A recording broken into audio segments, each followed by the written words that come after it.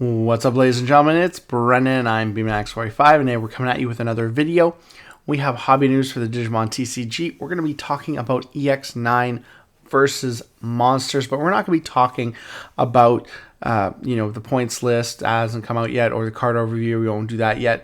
We're going to be talking more of whether I think this set moves the needle for the Digimon TCG. And what I mean is, does it really change anything? Does it really innovate in the game and create new stuff and bring something new into the meta? From what I've seen so far, the reveals, I'm not sure if it does or not. I know there's still more reveals to go, but right now I'm underwhelmed by a lot of the abilities and the new kind of play styles, and it doesn't really add anything to existing decks. And so there's a lot of different things to think about with this set here. And so we're going to go into it. We're going to talk about it a little bit, and how I feel how this set is just so less impactful than previous EX sets. So of course we have the other EX sets we're going to look at too, and just kind of see how they moved the needle as well. And hey, if you enjoy this type of content, be sure to smash that like button, comment down below. We love to hear your thoughts. Subscribe to the channel, and hit that bell for notifications so you don't miss a single minute of fun. And hey, if you disagree with me, if you think, hey, this set's going to be great, let me know why down below in the comments, because I really would like to have some more positivity for this set, but to me, it's just, so far, I can't see it here. But if we go into, the older sets here, we have a lot of different sets here. We have, EX1. We'll go into EX1 because EX1's a bit of a misnomer. It did not really as well move the needle when it first came out. Wasn't very important. Some of these cards became important later on when you got more support for certain decks. And some of them were just irrelevant, forever. Machine Dramon was a big part of this deck, but even that and all its level 5s like Mega Dramon or Metal Tyrannomon never really shined until way later sets. The one card that was impactful when it first came out was like the XV, the Jamming XV, and the Vmon were super impactful, but a lot of this stuff just kind of missed the mark. You had a few little good support cards, but a lot of it just missed the mark. Of course, you had Analog Youth, one of the best cards in the game. That was pretty good from the start. But it was not really support for any deck in particular, just across the board.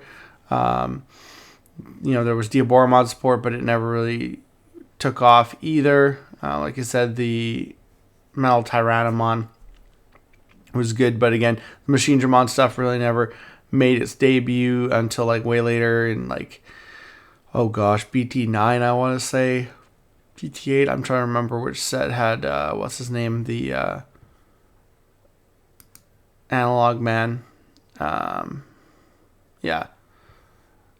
never really made its debut until later. So EX1 kind of missed the mark, but it had some value way later on. So, maybe that's something that this one's going to attempt here. If we don't go into many of the other ones, we'll just kind of talk about Theme Digital Hazard EX2.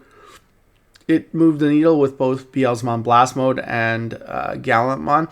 And they didn't stay relevant for long because we had BT9 come in right after that. But, I took Beelzemon to a BT9 Regionals and got top 128th with it.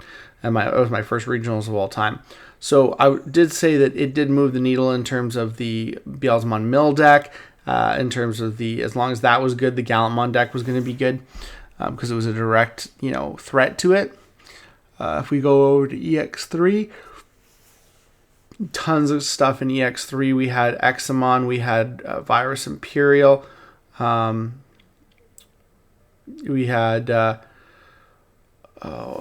else was there? There was a few other things in this set. We had Dormicmon. Dormicmon was another thing that was powerful in this set.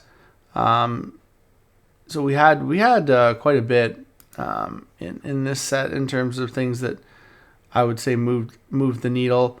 We had Hydramon, which was a powerful addition, and the Pomamon, which were powerful additions to the Bloomlord deck. So that was super powerful. That really moved the needle. So you had a bunch of stuff in that.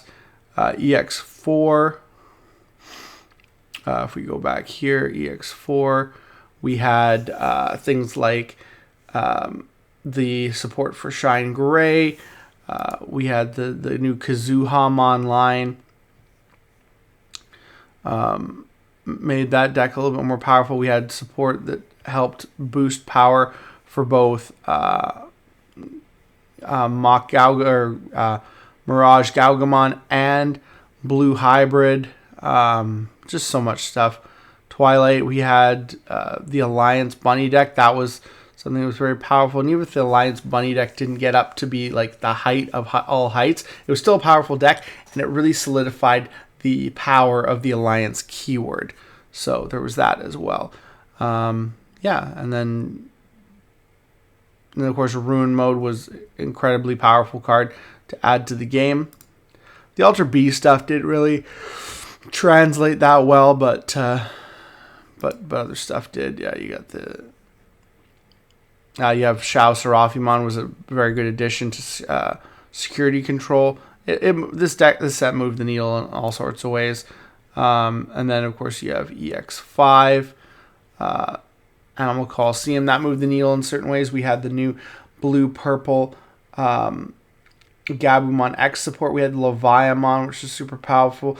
We had the Grace Novamon deck, the Light Claw and Light Fang and Night Claw stuff, but that didn't really move the needle until later, until people realized how busted the Galaxy engine was. But you still had things like the Four Sovereigns that moved the needle a bit too. So there's tons of powerful things in this set. It really changed the game. And then of course EX6 Infernal Ascension, 7 Demon Lords moved the needle a whole bunch, and then later on Dominimon, the 3 Great Angels deck, took its place too. So this definitely moved the needle as well. Excuse me. I'd say Cherubimon Ace too really moved the needle for a lot of green-yellow decks. So there was that as well. Well, I mean, that's part of Dominimon anyways. So yeah, a lot of power in that set. Digimon Liberator EX7. EX7's a little bit harder. I would say it did move the needle in a bunch of different ways. 3 Musketeers made a comeback a little bit. You got the new Dragon Links that moved the needle a little bit later on. With the Galaxy engine, Hexablau moved the needle tremendously. Hexablau just moved the needle tremendously. I wouldn't say so much this deck, but I would say Zaphagabad, in its own way, in its own time, moves the needle, from time to time. This set, I would say, it had a lot of power. I mean, you got Lilithmon X. You got so many good cards. But definitely the Dragon Links, a little bit 3 Musketeers, and a little bit Zephygamon. And while the Shoto Kazuma moved the needle an incredible amount, it was ridiculous. So that was part of it too. So this set a little bit less, but still had some good stuff. And then of course, if we look at Chain of Liberation moved the needle a ton. The Gallantmon X antibody support, Medieval, super powerful, super good. You have tons of different. You have the Sakuyamon support, the Sakuyamon X support also moved the needle a huge amount. I would say the Malcedramon a little bit. Nothing else really. Nightmare Soldiers was all right. Pyridimon was actually pretty good. That kind of moved the needle a little bit in favor of black decks, which I was really happy about. So there was that. And yeah, definitely of course, Medieval, so huge. And then Gallantmon X antibody. So yeah, so many different cool options there. So that's good. That kind of brings it up, and now we're getting towards EX9, and we're seeing cards like this. The X-Tyrannomon, all turns once per turn when this Digimon deletes an opponent's Digimon in battle. Trash top security card. Yeah, that's a fact. When any of your version 5 trait Digimon digital discard for each of their face-up down Digivolution cards, reduce the Digivolution cost by 1. We're seeing a lot of reduced cost for the Digivolution cost. But it's, yeah.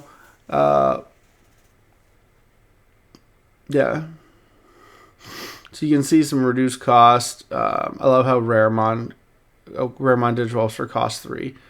Yeah, and then Fortitude, stuff we've seen before. You have things like the new training, which does activate in the breeding area, so that's really cool. But I just don't see the long game so far about the face down Digivolution cards. On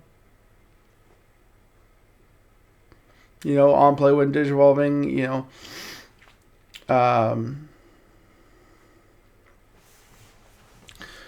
so there's a lot of different abilities here. A lot of training.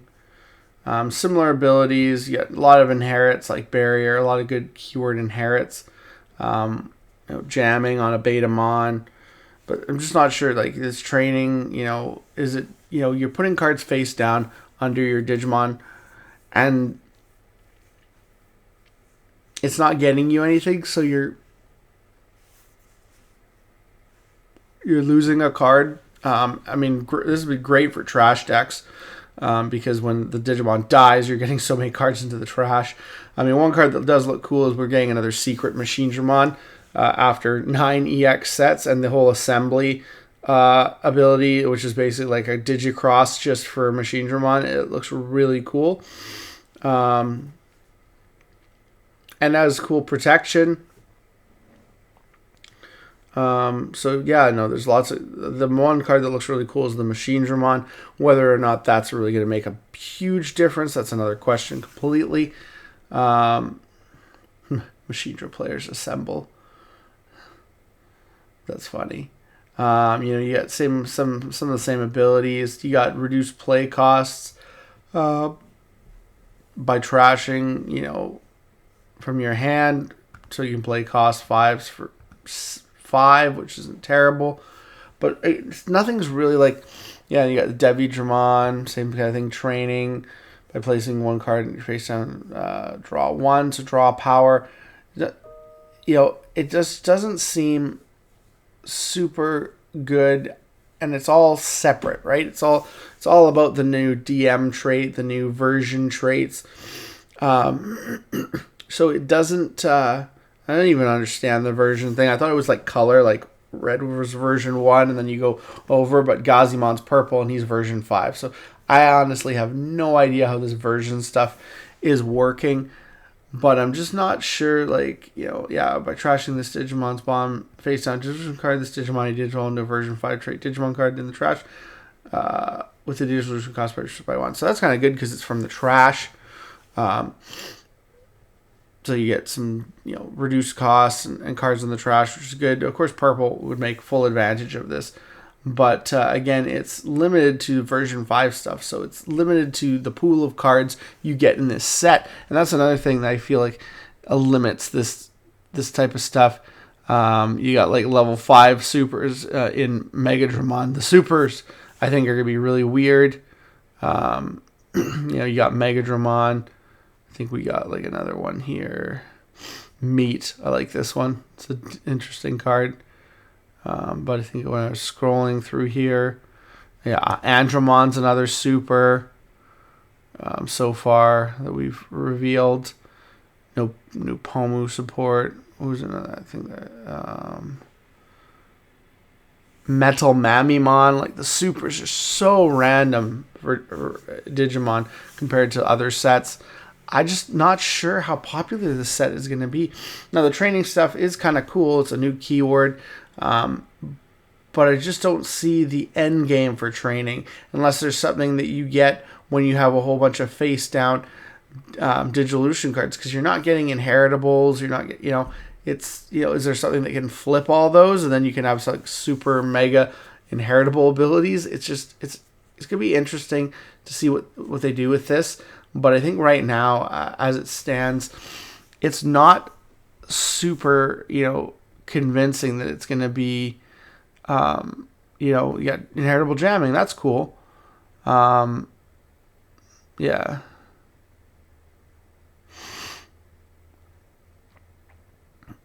So I mean, like it's gonna be interesting here, how we go into EX9. So EX9 is gonna be an interesting set. I wonder if a lot of players are gonna duck out for this set.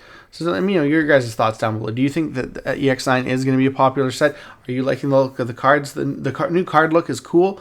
I like the little key lock here. There's some cool inheritables. The training keyword's interesting.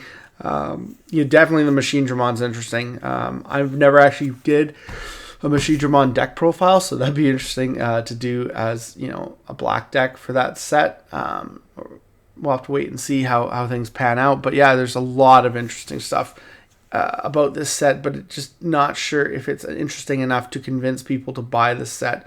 So I don't know where you guys are on this set. I'm going to buy this set because I love this game. I love collecting.